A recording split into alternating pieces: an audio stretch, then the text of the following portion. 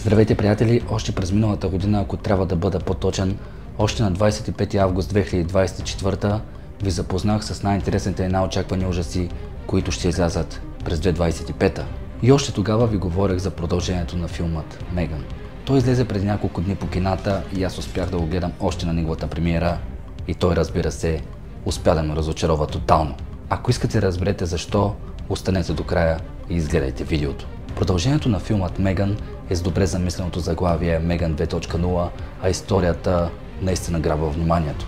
Действието на филма се развива само 2 години след събитието от първия филм, като тук отново са познатите ни Джема и вече по-порасналата й племенница Кейди. Новото тук е, че секретен военен проект тайно е копирал технологията зад Меган и е създал Амелия, хуманоиден боен андроид, създаден за шпионаж и елиминация, който още в самото си представяне излиза извън контрол и започва да сее хаос. И кой според вас е единственият, който може да го спре? Досещате се, нали? Да, точно така, именно Меган. Обаче нали не я унищожиха още в края на първата част? Оказва се, че тя се е самосъхранила в къщата и живее в тайно изградено мазе под нея. И след като разбира за нейното съществуване, Джема се съгласява да я възстанови напълно, за да може да се изправи и да надвие Амелия. Историята е страхотна, наистина добре се е измислили и имаме препратки към единичката, за да добием ясна представа как точно са се случили нещата. На хартия всичко е добре, но на практика нищо не се е получило по начина, по който трябваше да се получи лично според мен. Ако искате да гледате ужаси, казвам ви го директно, без да ви спестявам нищо. Няма да гледате абсолютно никакъв ужас. Съжалявам, че ви разочаровам.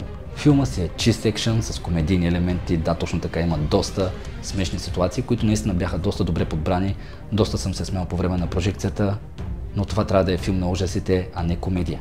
Дори не трябва да е екшън, наистина трябва да има поне един-два стряскащи момента, които аз не видях въобще във филма. Очакванията ми за този филм бяха наистина доста големи, аз го очаквах от доста дълго време, откакто свърши единичката и разбрах, че ще има двойка и аз си викам този филм задължително ще го гледам и по всяка възможност на кино.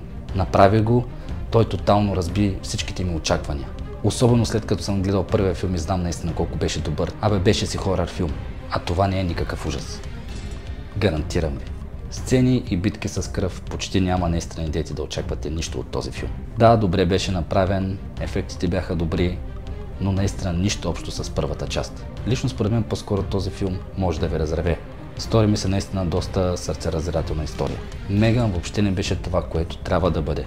И даже накрая изкараха месията. Накрая изкараха добрата. Не знам защо така се е получило, но наистина исках да направя едно видео, в което да ви кажа, че филма е супер, топ е, трябва да го гледате задължително, че се е получил много добре, че е достигнал нивото на първата част, а даже че е надминал, обаче не е така.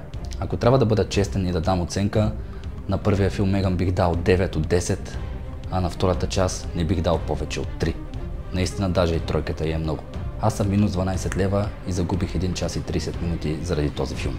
Това си е пълна загуба на време. Няма смисъл да ходите на кино, да си давате парите и да си губите времето да гледате този филм. Казвам ви го директно, искам да ви спестя тези главоболия, по-добре варете и си купете нещо друго.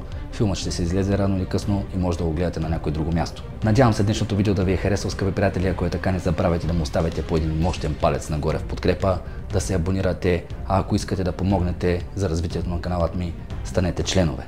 Не забравяйте да ми оставите по един коментар отдолу под видеото, за да победим алгоритъма и да достигнем до повече хора.